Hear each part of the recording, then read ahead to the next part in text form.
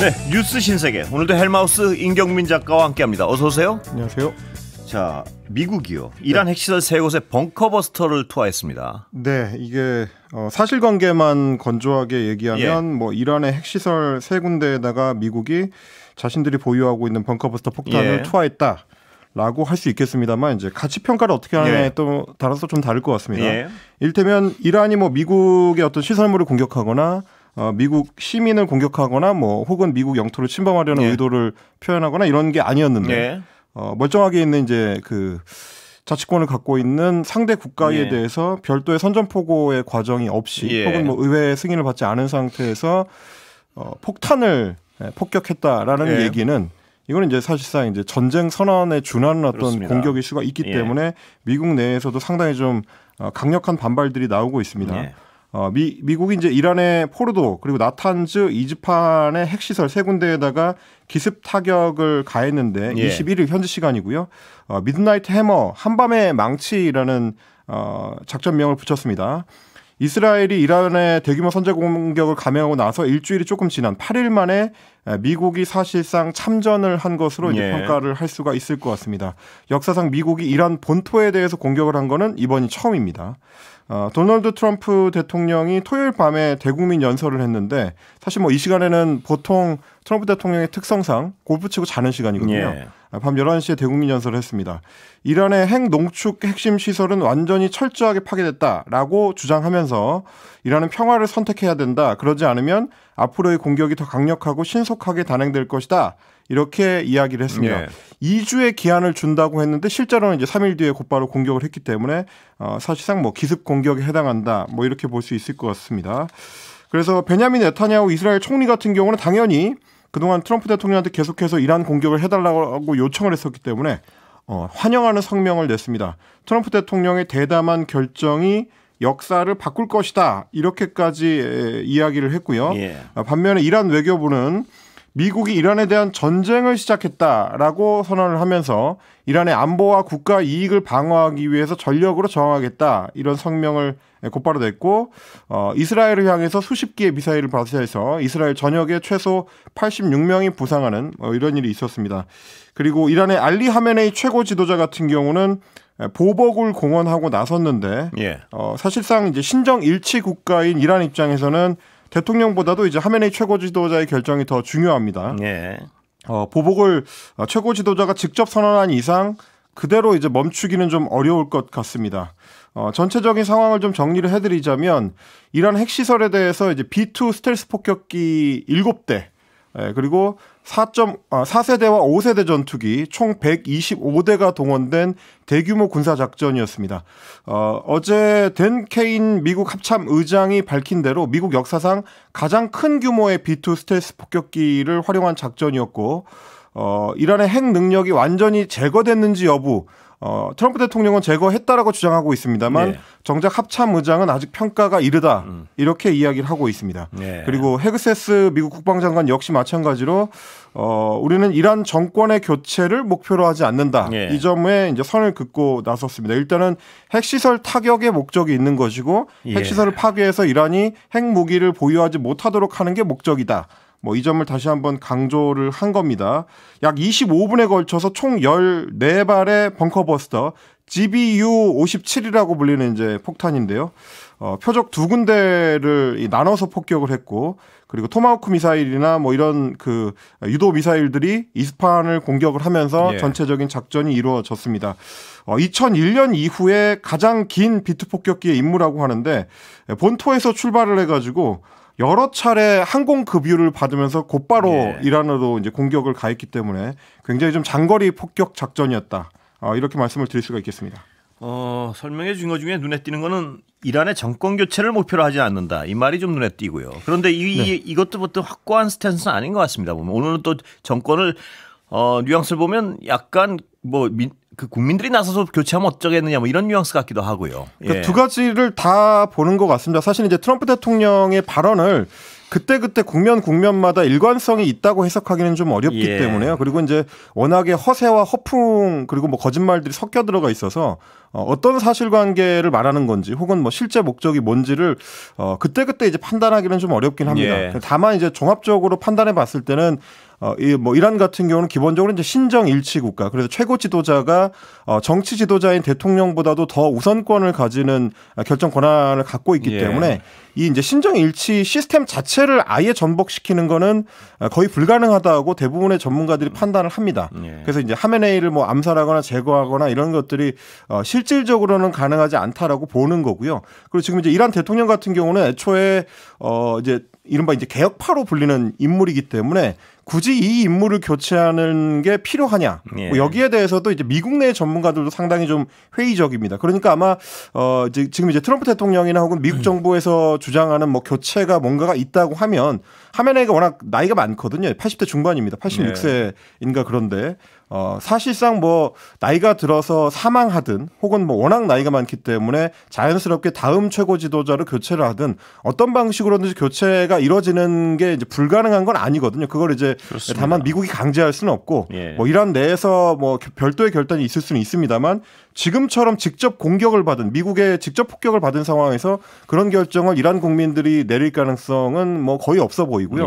당장은 이란 국내에서도 상당히 좀 흔들리던 정권에 대한 지지가 그렇습니다. 다시 이제 결속이 되는 뭐 그런 양상이 이제 펼쳐지고 있기 때문에 원래는 인기는 없는 정권이었는데요. 그렇습니다. 지금 이제 체제 자체에 대해서도 불신이 상당히 깊었는데 외부의 공격이 있기 때문에 오히려 좀 뭉치는 뭐 그런 상황이 펼쳐지고 있어서 이렇다 저렇다 이제 얼른 결정 내리기는 어렵습니다만은 일단 미국 중심의 기존 국제 질서가 상당히 빠르게 무너지고 있는 것 아니냐라는 걱정들은 나옵니다. 뭐 아까 말씀드렸던 것처럼 사실상 전쟁 행위를 벌이는 데 있어서 대통령의 단독 결정으로 다른 참모들은 물론이고 의회와도 제대로 상의를 하지 않은 상태로 한밤중에 단독 결정이 이루어졌기 때문에 미국의 이제 오카시오 코르테즈 그 의원 같은 경우는 민주당 의원 같은 경우는 탄핵의 사유가 된다라고 이제 이야기를 할 정도로 헌법상에 굉장히 좀 중대한 침해를 한 것 아니냐라는 얘기가 지금 미국 내에서도 나오는 거고요.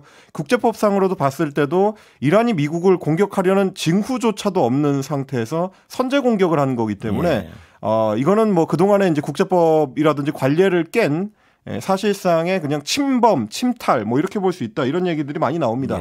그래서 전 세계에서 가장 좀 믿을 수 있는 국가로 평가받던 미국이 가장 좀 불명확하고 믿기 어려운 그때 이제 손쉽게 입장을 뒤집을 수 있는 나라로 바뀌는 것 아니냐. 이게 지금 국제사회의 가장 큰 공포인 것 같고요. 이제 또 한편에서는 결국 이제 트럼프가 이란에 대해서 핵 관련된 협상에 있어서 이제 압도적 우위를 점하기 위해서 이제 군사행동까지 나선 것 아니냐는 전망도 있습니다. 그래서 이제 일단 때려놓고 타협책을 내세워서 이제 이란 핵 협상을 이끌려고 하는 것 아니냐 뭐 이런 얘기도 있습니다만 지금은 일단 전쟁이 벌어진 상황이기 때문에 앞으로 어떤 일이 벌어질지는 조금 더 지켜봐야 될 것 같고요. 우리 입장에서 가장 걱정이 되는 것은 이제 이란이 영해로 두고 있는 호르무즈 해협 걸프만 그 입구에 해당이 되는데 이곳을 이제 이란이 만약에 차단하거나 혹은 뭐 통제하는 상황이 벌어질 경우에는 우리나라가 수입하는 중동산 원유의 수입길이 사실상 막히게 됩니다. 그 부분을 걱정할 수밖에 없는데 이란 의회가 호르무즈 해협에 대한 봉쇄 조치를 의결을 했습니다. 물론 뭐 의회 의결이 곧바로 조치로 이어지는 거는 아니고요. 해협 봉쇄를 의결했어도 결국 최종 결정권은 이란의 최고 국가안보회의, 그러니까 의회 위에 있는 의회라고 할 수 있는데 국가안보회의가 가져가게 되고 그 국가안보회의를 이끄는 게 이제 하메네이 최고 지도자이기 때문에 하메네이의 그 결정에 따라서 최종적으로는 어떻게 될지가 결정이 될 텐데 뭐 다만 실제로 봉쇄 조치를 할 수 있을 거라고 보는 전문가들은 많지는 않습니다. 왜냐하면 이제 이란이 이런 봉쇄 조치에 나서게 될 경우에는 최근에 이제 외교 관계를 복원한 뭐 사우디아라비아라든지 아랍에미리트 연합이라든지 이런 다른 아랍권 국가들과의 관계가 이제 파탄날 우려가 있고 동아시아 국가들도 대부분 이 호르무즈 해협을 원유 수입의 그 중간 기착점으로 삼고 있기 때문에 중간 통로로 삼고 있기 때문에 뭐 중국이나 일본이나 한국도 외교적 적으로 돌릴 수 있는 위기에 처하게 됩니다. 이제 그런 결정을 하려면 이란이 사실상 막다른 길에 몰렸을 경우에 이제 할 수 있지 않겠느냐라는 판단이 많습니다만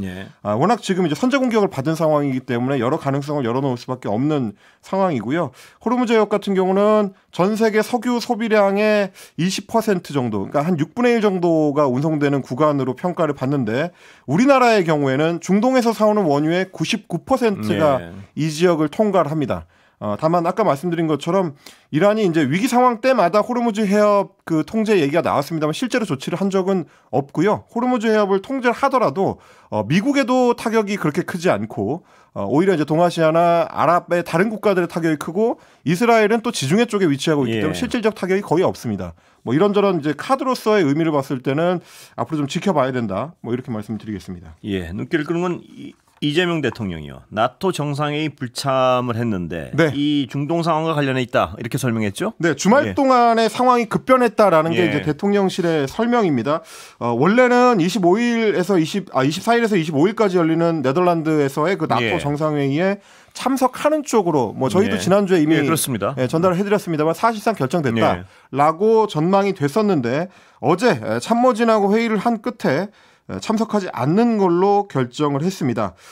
지금 대통령실에서 밝힌 바에 따르면 일단 이란 공습 때문에 중동에서의 확전 가능성을 지금 배제할 수가 없는 상황이고 실제로 이제 정상회담 나토 정상회의에 참석을 한다고 하더라도 외교적 성과를 기대하기가 좀 불투명한 상황이 됐다. 이런 판단을 내린 걸로 보입니다. 일단 나토 정상회의에 참석하게 될 경우에는 러시아나 중국에 대해서 우리가 더 각을 세우는 거는 확실해지는데 비해서 우리가 얻어올 수 있는 게 좀 불투명하다. 뭐 이런 평가인 것 같습니다. 중동 정세가 악화가 되면서 동북아시아의 긴장 고조로 또 이어질 수가 있고 그럼 우리 입장에서는 이제 중국이나 러시아와의 관계에도 좀 그 관심을 좀 써야 되는데 지금 그럴 수 있느냐 이제 이런 얘기가 나오는 거고요. 그리고 트럼프 대통령하고 나토에서 만난다고 하더라도 결국 뭐 우리가 원래 목표로 했었던 관세 협상 같은 것들을 논의할 수 있는 상황은 아닐 것 같다. 주로 이제 다자 회의가 될 것 같다라는 겁니다. 인도 태평양 쪽에 이제 저 미국이 이제 그 군사 협력을 요구하고 있는 IP4라고 하는데요. 이제 뭐 한국, 일본 그리고 이제 호주, 뉴질랜드 이 국가들하고 이제 공동 정상회담, 다자회담이 될 가능성이 높기 때문에 그럴 경우에는 중동 정세에 군을 투입하는 문제에 협력해달라. 이런 얘기를 트럼프 대통령이 주로 할 가능성이 높습니다. 그럴 경우에는 우리는 얻어오는 것 없이 이제 짐만 또 추가로 질 수 있기 때문에 그럼 좀 지켜보는 게 좋지 않겠느냐. 이제 이런 판단을 한 걸로 보입니다. 일단 뭐 G7에서도 트럼프 대통령이 조기 귀국을 하는 바람에 우리가 정상회담을 못했고 나토에서도 그러면 단독 정상회담을 하는 건 이제 물 건너 갔기 때문에 그러면 이렇게 된 김에 차라리 워싱턴 DC로 이제 이재명 대통령이 찾아가서 방미를 해서 단독으로 개최하는 쪽으로 좀 이야기를 진행시켜 보자. 이게 지금 우리 외교팀의 입장인 것 같습니다. 뭐 아직은 좀 시간이 좀 있기 때문에 어차피 7월 8일에 관세 그 매기겠다는 거를 유보를 해놓기는 했습니다만 뭐 다시 이제 연장할 가능성이 더 높다라고 얘기가 되고 있기 때문에 다른 나라들이 어떻게 하는지를 좀 살펴보면서 우리의 입장을 정리해야 된다라는 쪽으로 의견이 모이는 것 같습니다. 그래서 나토 정상회의에는 대통령 대신에 위성락 국가안보실장이 대신 참여하는 걸로 대참 쪽으로 결정이 됐습니다. 나토 정상회의 자체는 지금 국민의힘 쪽에서는 굉장히 어떤 비판적인 시각인데요. 불참하는 거에 대해서. 그러나 여당 범여권에서는 이미 많은 우려를 하는 분들이 있긴 했었습니다. 이 정상 아까 설명한 이유 때문에. 사실 지난주까지도 계속 이제 양쪽의 의견이 엇갈렸습니다. 가는 게 맞느냐 아니냐에 대해서는 의견이 엇갈렸는데 우리 입장에서는 이란 폭격이 터졌기 때문에 뭐 선택의 여지가 없다라고 이제 지금 대통령이나 여권 쪽에서 판단하는 것 같고요. 다만 국민의힘에서는 외교적 실책이라고 규정을 하면서 맹공을 퍼붓고 있습니다.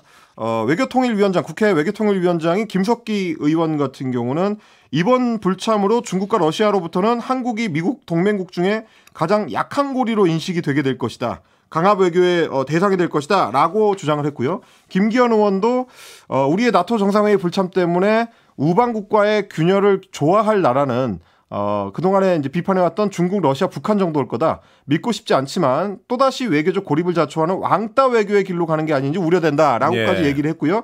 국민의힘 공식 논평으로는 외신에 따르면 호주와 뉴질랜드 등은 나토 참석 가능성이 높은데 자유민주 국가 진영에 회동이 된 나토에서 우리만 빠진다면 대한민국에 대한 국제사회의 시선이 어떻겠냐 이런 주장을 했습니다.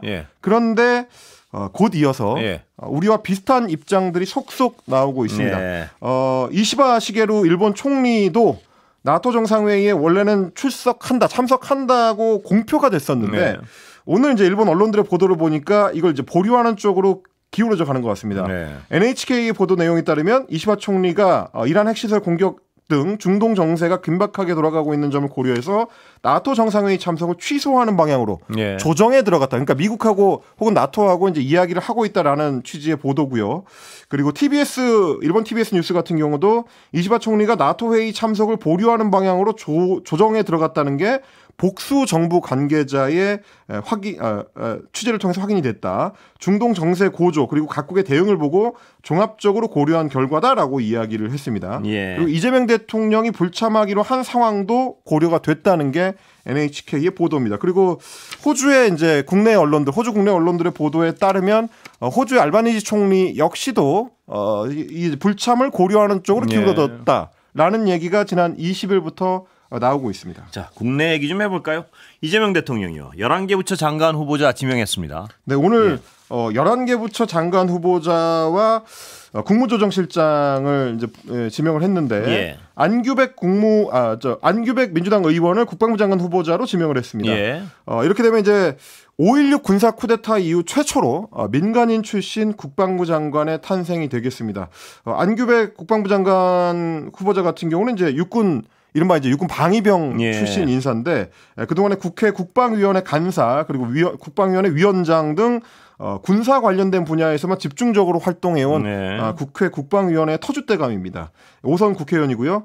64년 만에 문민 국방부 장관이 취임함으로써 이제 계엄에 동원됐었던 우리 군의 어떤 변화를 책임을 지겠다. 이제 이런 취지가 되겠습니다. 그리고 이제 김영훈 현직 기관사 전 민주노총 위원장입니다. 이번에 이제 노동부 장관 후보자, 고용노동부 장관 후보자로 지명이 됐습니다. 그동안에 이제 노동계의 목소리를 오랫동안 대변해온 대표적 노동계 인물인데요. 산업 재해를 축소하는 문제, 그리고 노란봉투법 개정 문제, 주 4.5일제 시행 등등 일하는 사람들의 권리를 강화하는 쪽에 이제 이재명 정부가 초점을 맞춰왔는데 그 역할을 기대한다라고 이제 강원식 비서실장으로 발표를 했습니다. 그래서 오늘 좀 내용을 찾아봤더니 오후 1시 30분에 대통령실에서 장관 후보자로 발표가 됐는데 그 시간에 김영훈 후보자 같은 경우는 현직 코레일 기관사거든요. 그래서 오늘 오후 1시 14분에 부산역을 떠나서 오후 6시 15분에 서울역에 도착하는 ITX 새마을호 열차 1008호 열차를 운전 중이었습니다. 그랬군요. 네, 그래서 오늘도 장관 후보자로 발표되는 오늘도 실제로 일을 하고 있었던 노동부 장관 후보자가 됐다. 뭐 이런 의미로 보시면 될 것 같고요. 분명한 상징성이 있는 것 같습니다. 이분은. 그렇습니다. 뭐 기관사로 오래 일을 하면서 2000년대부터 꾸준히 철도노조 위원장을 이제 2차례를 지냈고 2010년부터 12년까지는 민주노총 위원장을 지내기도 했었던 인물입니다. 그 외에도 송미령 농림식품수산부 장관은 지난 정부에서 임명된 사람인데 이번에 유임이 됐습니다. 그래서 강훈식 실장이 얘기하는 걸 보니까 보수 진보 구분 없이 기회를 부여하고 성과와 실력으로 판단하겠다는 이재명 정부의 국정 철학, 그러니까 실용주의에 기반한 유임 인선이다. 이렇게 설명을 했고요. 송미령 장관도 기존의 관련 법안들, 농민들 관련된 법안들에 대해서 반대 입장을 냈거나 거부권 제안을 했었던 것에 대해서 오늘 공식 사과하고 그 부분에 대해서 이제 보완해 나가는 정책을 추진하겠다. 이런 입장을 밝혔습니다. 그리고 배경훈 후보자. 과기정통부 장관 후보자에는 이제 배경훈 후보자가 지명이 됐는데 AI 학자고요. 또 기업가 출신이기도 합니다. LG 출신인데 초거대 AI 상용화 등을 위해서 그동안 활동해왔던 공으로 이제 은탑산업 훈장을 받기도 했었는데 아마도 지난번에 이제 AI 수석을 이제 하정우 수석으로 임명했던 것과 코드를 맞춘 인사로 이제 평가를 합니다. AI 5대 강국 혹은 3대 강국 안에 이제 진입하는 게 현재 이재명 정부의 목표이기 때문에 산업통상자원부에서도 이제 그 부분을 좀 과기정통부에서 그 부분을 강조할 걸로 보이고요. 외교부 장관 후보자에는 이제 조현 전 외교부 2차관이 지명이 됐습니다. 여기까지 듣겠습니다. 엘마우스 임영민 작가였습니다. 수고했습니다.